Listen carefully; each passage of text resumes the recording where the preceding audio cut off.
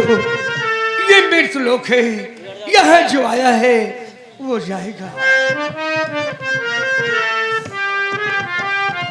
उजड़ जाता है बिन लिखे बागवान, उजड़ जाता है बिन। हाँ लालिमा, उजड़ जाता है, उजड़ जाता है बिन मान के बाद।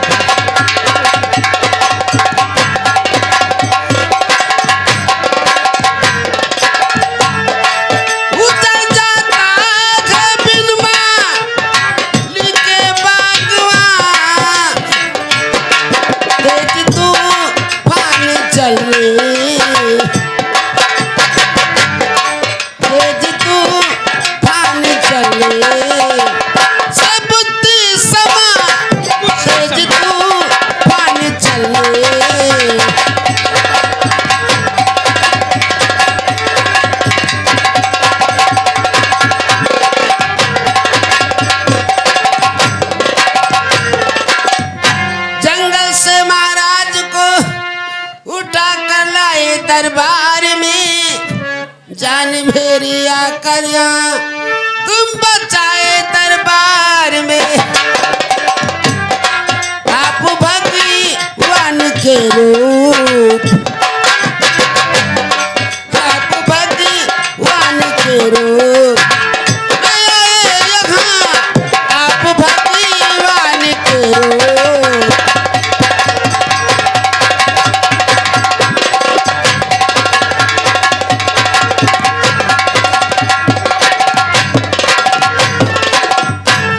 रानी माँ, इस सौभाग्य को इतना बड़ा ओहदा मत दो माँ। मैं इंसान हूँ, भगवान नहीं, भगवान का भेजा हुआ फरिश्ता हूँ। हाँ रानी माँ, मैं इंसान, भगवान नहीं।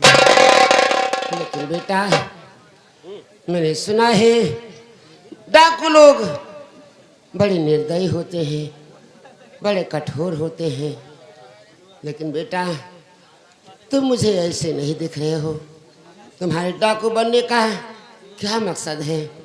तुम कैसे बने डाकू बेटा? रानी माँ, मैं कैसे डाकू बना और क्यों डाकू बना, आप ये जानना चाहती हैं? हाँ बेटा। रानी माँ, मेरी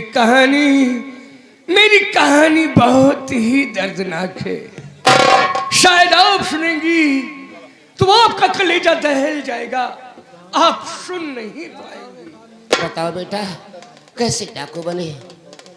रानी माँ, अगर सुनना चाहती हैं तो सुनो। कहानी उन दिनों की है जब मैं छोटा सा था। तभी मेरे पिताजी का साया मेरे सर से उठ गया। मेरी माँ मुझे लेकर इधर उधर भिक्षा मांगती थी, स्वयं खाती थी और मुझे खिलाती थी। रानी माँ, एक दिन मुझे बहुत जोरों से भूख लगी। मैंने अपनी माँ से बोला कि माँ, अब मुझसे चला नहीं जा रहा, मुझे रोटी खिलाओ माँ, मुझे रोटी खिलाओ। मेरी माँ मुझे धीरज बंधाया और कहा, बेटा भूरा, सब्र रख, वो देख हवेली दिखाई पड़ रही है, चल वहीं पर रोटी मांगती हूँ और तुझे खिलाती हूँ। माँ बेटे हवेली के पास पहुंचे। उस हवेली का मालिक जमींदार चंडेल सिंह था। मेरी माँ उससे रोटी मांगा, रोटी मिल गई, मैं बैठकर खाने लगा। मेरी माँ से वो चंडेल सिंह बोला, आओ देवी जी, अंदर हमारे साथ हमारे कमरे में। आज मैं तुम्हें इतना धन दूंगा ता जिंदगी बैठ कर खाओगी, तुम्हें भिक्षा मांगने की जरूरत नहीं पड़ेगी। फिर क्या हो बेटा? मेरी माँ उसके साथ अंदर गई कमरे में, लेकिन वो चंडेल सिंह मेरी माँ से अपनी हबीज बुझाना चाहता था, मेरी माँ की इज्जत लूटना चाहता था। मेरी माँ बचाओ बचाओ का शोर मचाई। मैं रोटी खा रहा था, रोटी छोड़कर कमरे के अंदर गया तो क्या देखा, वो जंडेल सिंह मेरी माँ के ऊपर ऐसे जुटा था जैसे कोई भूखा शेर।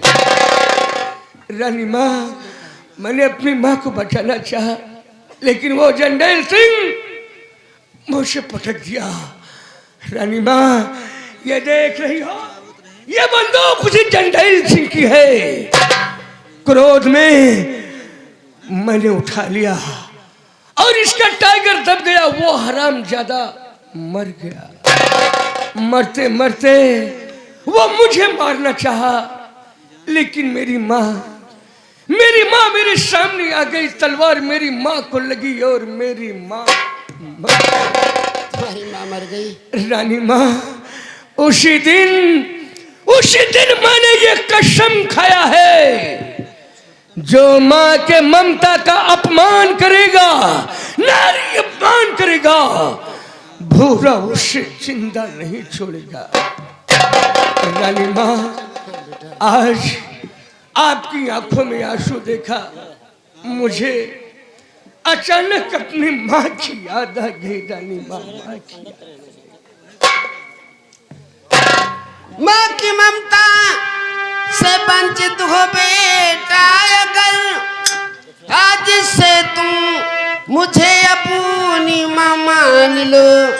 प्यारी माँ हमेशा में दूंगी तुम्हें।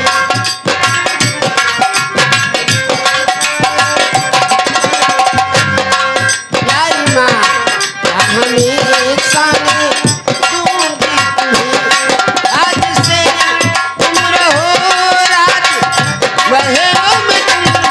प्यारी माँ का हमेशा में दूंगी तुम्हें।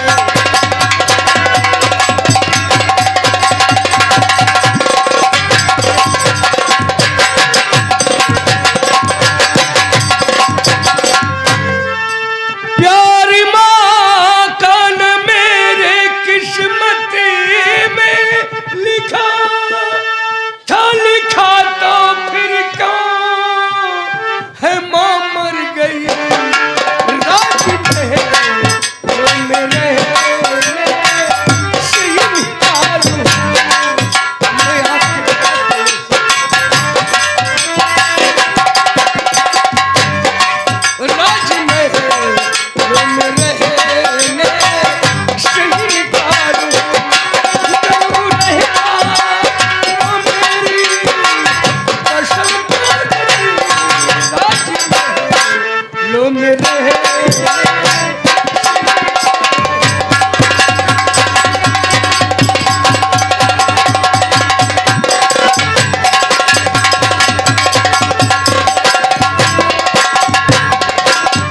रानी माँ, मैं आपके साथ नहीं रह सकता। काश मैं रहता हूं तो मेरी वो कसम टूट जाएगी, जो कसम मैं अपनी माँ की लाश पर खाया हूं। इसलिए मुझे मजबूर मत करो माँ, और जाने की इजाजत दो। ठीक है बेटा, तुम्हें मैं मजबूर नहीं करूंगा बेटा। जाओ जाओ बेटा, मैं तुम्हें लो एक लाकेट देती हूँ। हाँ बेटा, इसमें मेरी तस्वीर है। जब तुझे माँ की याद आएगी तो इस तस्वीर को खोल के देख लेना बेटा, तुझे माँ का प्यार मिल जाएगा।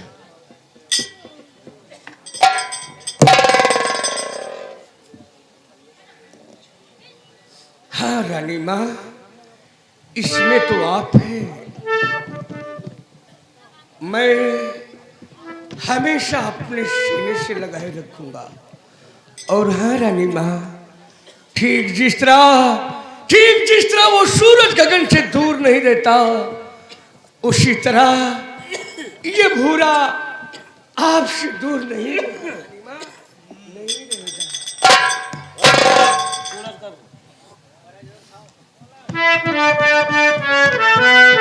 सूरज कभी दूरी गगन से